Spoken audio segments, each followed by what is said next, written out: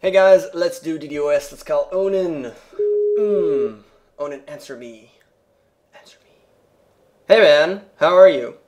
Hello. I am Hello. confused as to the purpose of this. You're confused with the purposes. Well, I want to ask you something. Oh, See, fine. okay, I'm fine. So Ask. on Sunday we had the first time that we that we cast a game that was with the new captain's mode, and I actually have a couple of thoughts that I wanted to ask what you think about this. I actually pretty much I like this. I like the new CM. I like the new captain's mode because I feel that makes the draft more reactive in a way that previously you picked three heroes, and those three heroes are pretty much a base of a strategy. It's the basis of a strategy. It's a coherent strategy, and then you pick whatever's left, what you need. But right now, you pick only two heroes, and then your opponents immediately get to ban out two heroes that complement them, and it makes it more reactive. And obviously, then you pick another two, and then your opponent gets to screw with you with the one hero that you still need that they don't want you to have, and that's it. And the way that it works, it's so much more reactive. And the end result of that, I think, is that we're going to have a bigger hero pool at the end of this. And when I say at the end of this, obviously right now we're after a patch, so we're gonna have a lot more people experimenting with crap, such as you said Fnatic picked Viper, and was it EG playing Bloodseeker, which is what the hell, I never thought that we'd see the day where Bloodseeker is actually picked in professional play. But, people are going to experiment with stuff in the next 2 or 3 months, up to the TI, pretty much up to the international. But even after that, even during the international, our hero pool is going to stay bigger than what it was last batch. And why I really like this is because last batch, we pretty much got to a point where I could predict what's going to happen. I could tell you pretty much who's going to be banned and who's going to be picked in like 90% probability, and it's not because I'm a genius or some sort. It's because it was pretty damn easy because there was like 30 heroes and a couple of offshoots that you know are going to be right there.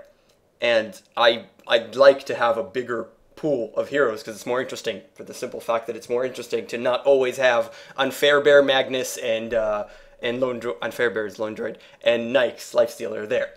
So I like this, and also the heroes that are coming in that we've talked about this before. The heroes that are coming in are such as Trent Protector, and Trent Protector allows other heroes to be viable, such as Shadow Fiend mid, because then Shadow Fiend can survive mid. So even more heroes through other heroes, and more heroes generally, and I like it. So I wanted to hear your thoughts, Onin. So first you have spin this whole story about how everything is going, and then you ask my thoughts about how things are going. Yes, I want to. That's my thoughts, and I want to hear your thoughts about Well, the. my thoughts are that I agree. I mean, it's not so much an opinion that there are a lot more heroes, it's just facts. In the past, like, Good. since the new patch, every single hero has been picked in competitive play. Every single one of them. Except for, of course, the ones that aren't available yet. But from the ones that are available, they have all been picked. And not all of them were completely successful, but some of the new ones were. And And yeah. yeah, I do think that it's mostly because of the way that the draft has changed. And I think what's the biggest change about how the drafting works Mm-hmm. is that it's a lot less looking ahead. Like, you don't have a first three bands and you're thinking like, well, these are top tier heroes. I hate these top tier heroes. Now you're specifically looking at, you've got two chances to screw up their first pick. And then you've got two chances to screw up their supplementary picks. And then, like you said, one last chance to pick up their ultimate final hero. And yeah, that's just how it starts working right now. You just pick what you need right now and you ban what you don't want them to get right now. As opposed to just having a big overall plan from the get-go and just trying to stick with it as good as possible. And I like this. and I approve of this. It's a good change because it makes it more reactive, and I don't think that there's going to be any further changes, to be honest, because it has been changed a couple of times in the last years or so. That it was 3 bans at the beginning, and now it's 2 bans, and now this change happened, and I think this is just the perfect way to do it. Yeah, I also think that finally IceFrog has managed to fix the advantage that first pick has, because in the way that it currently works, one side gets first pick in the first phase, and then the other side gets first pick in the second phase, and it really depends on how the draft functions. Which of those two is advantageous? You can't just say from the get-go, well, this guy, first pick always has the advantage because you get the first pick. In this case, first pick has pretty much the same advantage as, well, getting first pick in second phase. It just really depends on how you develop your draft around that. I like the fact that you can't do obvious things anymore. I mean, the strong tri-lanes that everybody loves to run, we might start seeing, and we've actually already started seeing more dual lanes coming up, because you have a hard time completing a tri-lane that you want to run.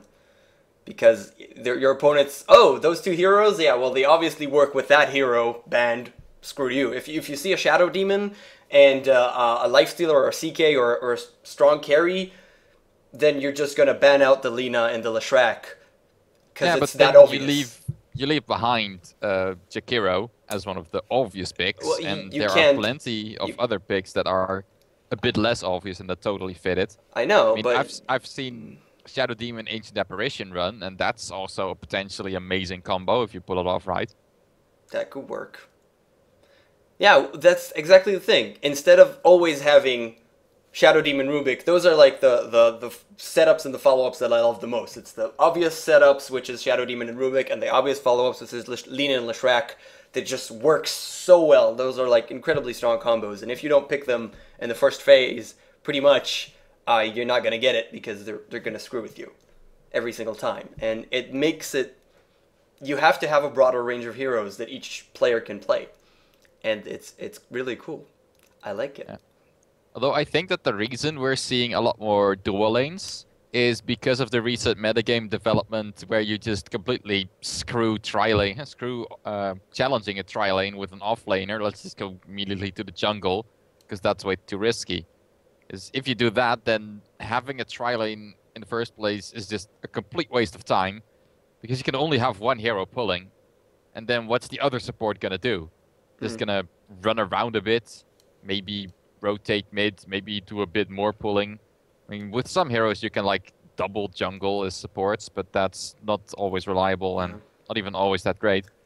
So it just makes a lot of sense to see that if your opponent is gonna have a jungler, then screw that, just put a support mid, because they can actually do some make a bit of a difference there. Yeah, it makes a lot of sense what you're saying. That it's a little bit of a play though, because there's going to be a tri-lane, so I shouldn't go to the off-lane, I'm going to go to jungle, but then there isn't a tri-lane, there's a dual lane, and I could do pretty well against the dual lane and maybe screw with them.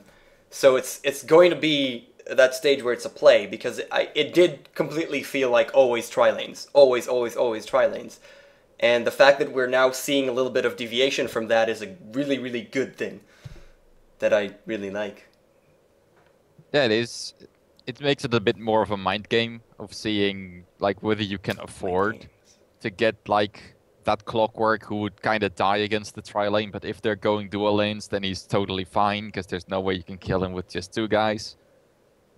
And that can lead to some people getting horribly outdrafted because the lanes didn't pan out the way you wanted to, and then what the fuck is your Clockwork gonna do? But that's gotta be part of the game as well. You can't have good drafts if there are no bad drafts. Aha, indeed. So how many percentage out of a game is a draft, do you think? Stupid question, but answer it anyways. That's really impossible to say. I mean, there are some drafts that have obvious disadvantages over the enemy draft, but I think that you can make things happen with any draft you're given, and at worst you just have to not give away too much. Like, if you obviously have weaker lanes, if you're obviously gonna lose 2 out of 3 lanes, then just lose those as softly as possible and capitalize on the strengths of your heroes in different parts. Get some good items up on your one lane that's winning, and use that to get some kind of timing push in the mid game or something like that. If you have... I'm not sure if it's really possible to draft something that just loses every single lane. I mean, we saw Alliance against Z-Rage, and that was a really stupid and really weird game. But that just shows you can draft 5 melee heroes, 5 low-tier melee heroes, go aggressive tri-lane with them, and it kind of works out anyway. But it's Alliance. I don't know if anything is... I don't know if you can say anything. It's Alliance. They're pretty much the best team in the world right now. They can do whatever they want, and they'll make it work. In a way. Yeah, it isn't a good example, but I don't know. It does show that you gotta pull some really stupid moves to get completely outdrafted. Well, here's to really stupid moves. I'm hoping to see more of that, especially in the International, where both me and Onin believe Bristleback's gonna just kill everything. One last thing I wanted to talk to you about and hear your thoughts. Kaipi got busted for fake nicking. Yeah, I heard all kinds of things about that. What the hell? I mean, according to what I know and what most people know is that it was pretty much Bone7 and the other guy is called Lust. And because they don't have... It was EMS Cup America. And they need at least, in order to, you know, it's America, so you have to have in your roster 3 players that are from America, and Kaipi doesn't have that, so they traded in Bone7 for Lust. He's going to be a standing because he's from America, so it's going to be fine. And at the last matches, Bone7 used Lust's account, and they had to play with 3 players that are from America, and obviously Bone7 is not from America.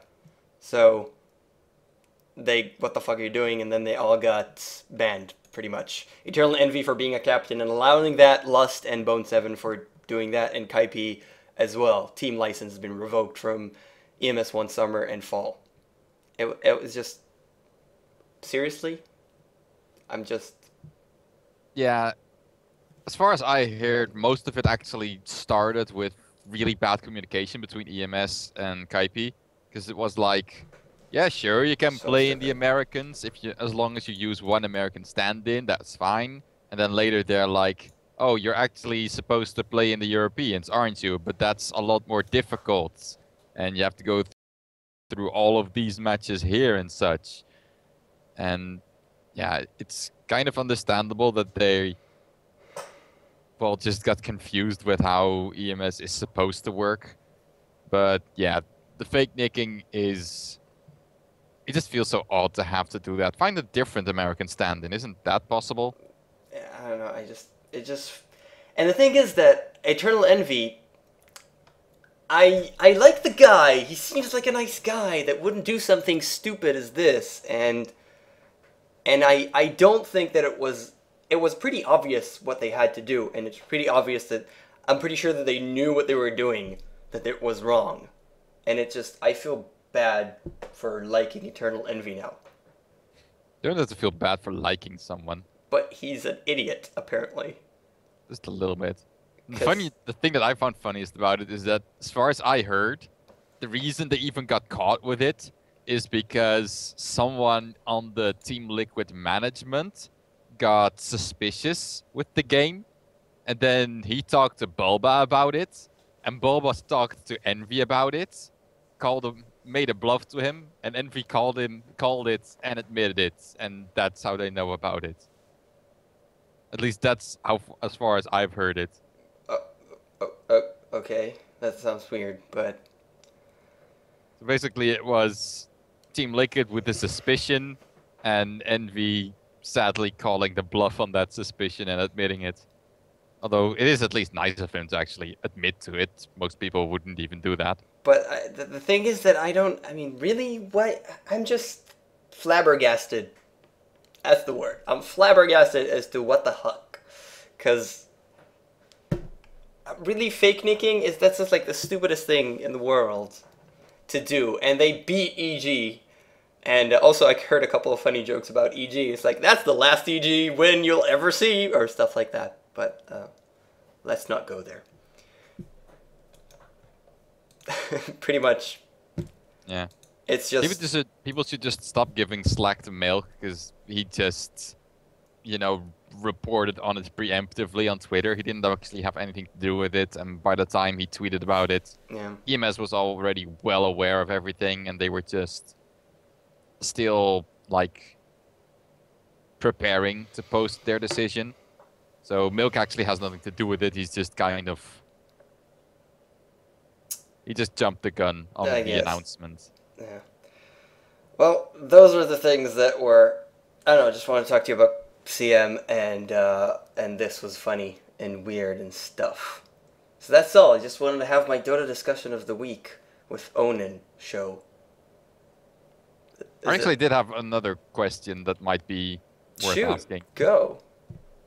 What heroes do you think are first ban in this metagame? Bloodseeker and Viper. Seriously though, as far as I have it, I still have Wisp and Batrider in there for just being way OP. Lone Druid is out because, as we discussed earlier, he's a lot less flexible now and therefore not really a first phase pick unless you have a very dedicated Lone Druid player, then it kind of becomes a respect ban.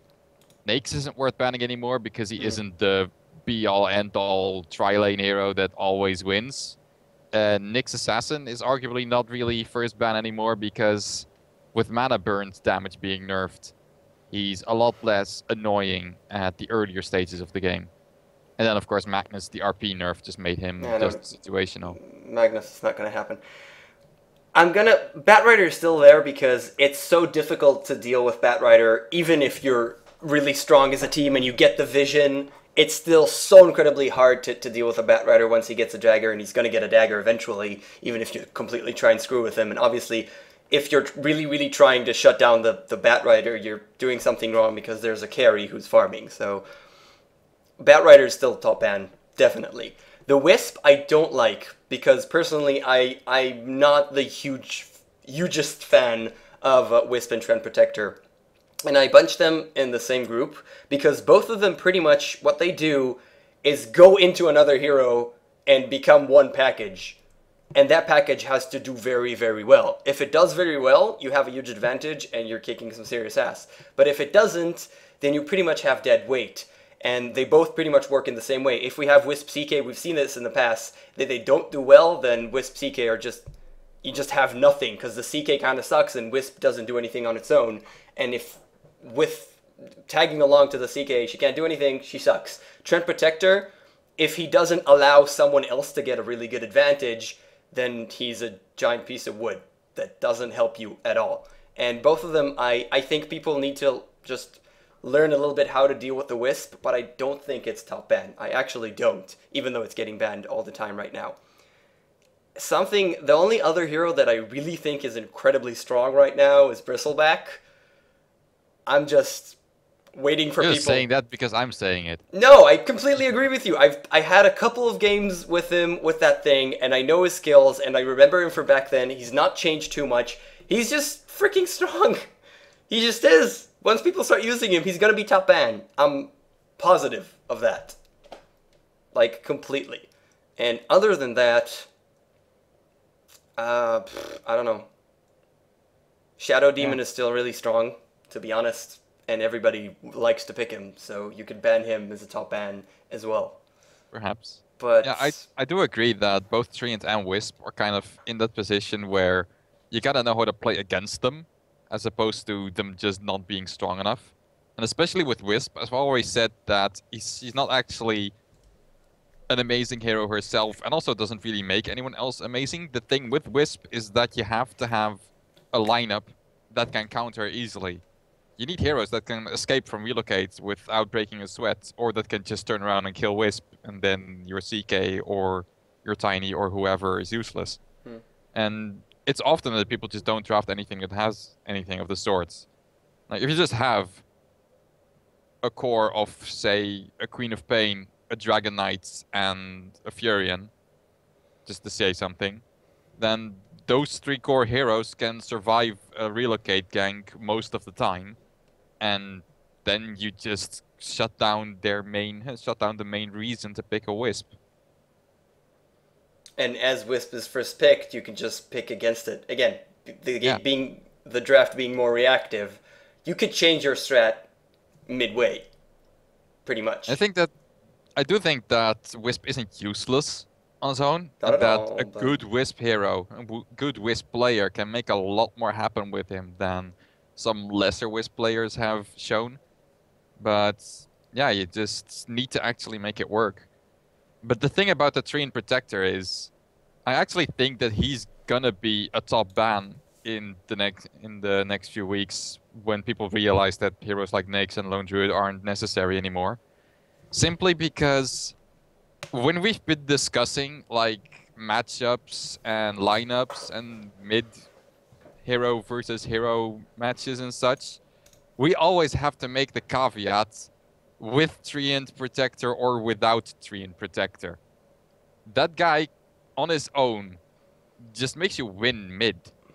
And not everyone has been using Treant that way, but if you actually start using him that way, if the mid players start realizing, oh, I got living armor, I can be as aggressive as I fucking want because my teammate clicks a button and I don't die, and if you just capitalize on that aggressiveness with a good hero like a Queen of Pain, like we've seen with RTZ being just that phenomenal. Game, yeah, no, not.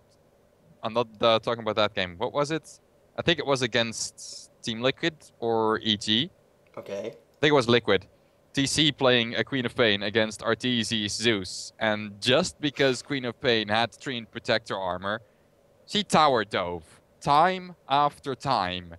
RTZ got support TPing in to help him. TC still tower dove and killed him. And well, RTZ just got mad because that was so freaking unfair. Well, I wouldn't say that I agree with you before the Bottle Crow change, but after the Bottle Crow change, I kind of agree, because what Bottle Crowing pretty much meant that mid is stalemate as hell. And now that it's a little bit nerfed, and then you put on top of that, you put a Treant Protector, it could go decisively in one way.